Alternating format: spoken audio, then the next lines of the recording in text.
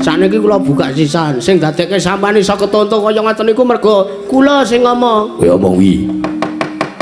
Kowe kena nglangkahi kuwandane Bagong. Kowe kelakon nglangkahi kuwandane Bagong, kowe kelakon maju perang musuh Bagong. Kula ngomong karo ratu niku wau. Yo. Ning watone sampeyan iso kuat nampani sikile Ndara Werkudara nadhahi sikile Raden Bratasena satriya ing Jodipati. Mergo nek perang niku ora tau kok sing jeneng nganggo tangan tes ngantem niku ora tau. Meng nganggo sikil jlang-jleng. Kok sampeyan maju rak tenan to ngandani kok ta. Mau bareng kula malah mboten kecegat demo sampean.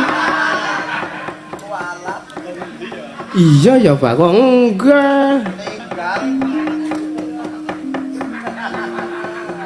Ning ngono anane aku ketuntu iki mau mergo saka cangkeme Bagong. Lho, pripun iki sinipun pripun sampean sing minangka penengah teng perkara niki? Werkudara, Apa? sesuk meneh nek sebo pun Kakang lagi prapta iki aja turu. Ngono. Ngantuk wae ora oleh. Wah, aku ora ditareni rembug apa-apa, ora ya aku nglangut mung ngrungokke wong jagongan. Mbok kaya pun Kakang iki lho. Ngantuk sithik mripatku tak olesi PPO. Nek sampean mono wong ora tau turu ah.